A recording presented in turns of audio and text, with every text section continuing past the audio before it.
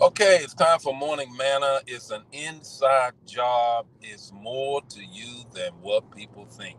Look here, I'm gonna do the manna a little earlier. They say it's better late than never. Well, I'm saying this morning is better early than not at all. How about that?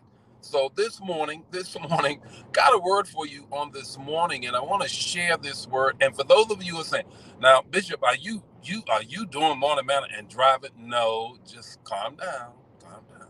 I'm good. There's Elder. He's got me. You ain't gonna say nothing. No, keep your eyes on the road. Let's keep your eyes on the road.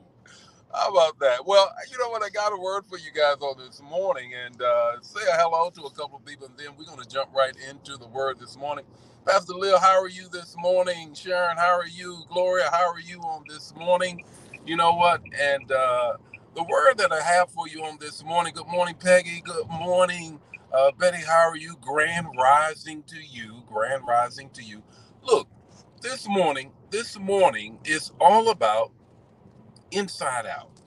It's all about inside out. What are we talking about this morning? Text to talk to take away. And I'm going to give you that. Please share it. Don't keep it to yourself.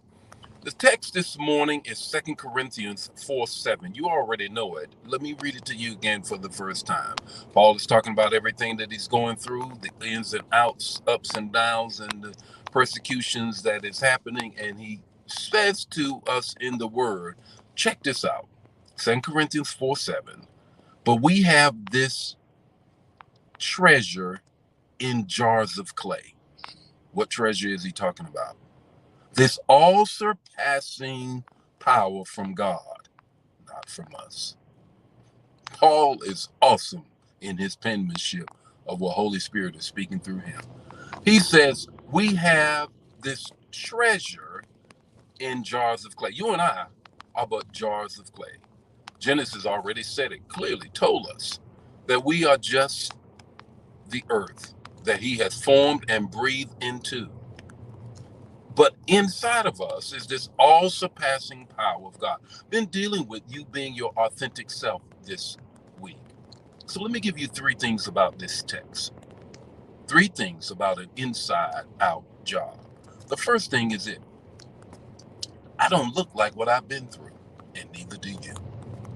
I don't look like what I've been through, and neither do you. I don't care what anybody says, what God has done in your life will may or may not be reflected on the outside.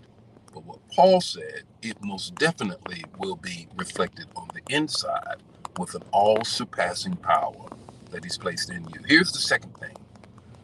Greater is he that is in you than he that is in the world. Greater is he that is in you than he that is in the world. In other words, my innards are greater than my outers. The Spirit of the living God lives within me. And that's what I have to focus in on. Because guess what? The outside of us can be wasting away. I don't know about you, but when I look at my teenage pictures, I say, who that?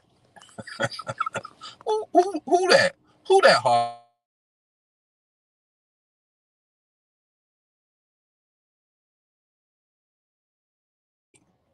But guess what? The outside is kind of wasting away. And it's going to continue to do so. But greater is he that is in us than he that is in the world. Here's the third thing I want you to grab. Let the God in you out of you. Let the God in you out of you. In other words, if the outside ain't doing too good, then let everybody see the inside, the real you. That's what we've been dealing with this whole week. The real you. Let it out. What's your takeaway this morning? Can't judge my book by my cover. You cannot judge my book. Don't even try to read the outside of me to determine what's on the inside of me, the who of me, the real me. If this bless you, bless somebody else. Don't keep it to yourself. I'll see you tomorrow morning with more morning manna.